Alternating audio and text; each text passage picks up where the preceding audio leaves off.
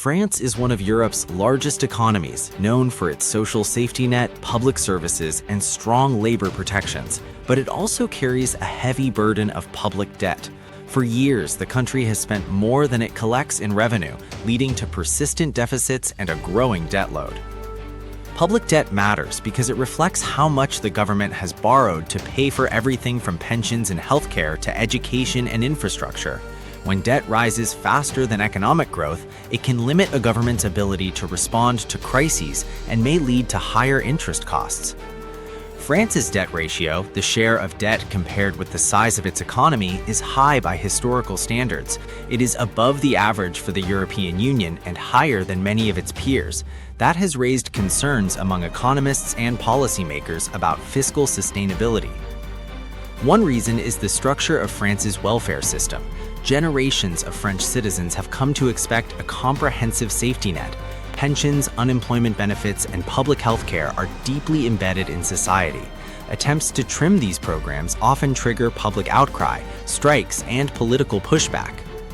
In recent years, French leaders have proposed reforms aimed at slowing the growth of pensions and encouraging people to work longer. Those proposals have been met with resistance from unions, labor groups, and sections of the public. Legislative gridlock has made it difficult to pass major changes. France's economy has struggled to grow rapidly in recent decades. Slower growth means less tax revenue and makes it harder to shrink the debt ratio. At the same time, global factors like inflation and shifting investment patterns have complicated the picture for many advanced economies, not just France. One approach is to increase taxes. France already has relatively high tax rates compared with some other advanced economies.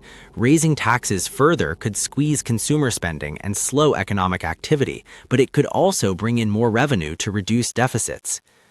Another approach is to cut public spending.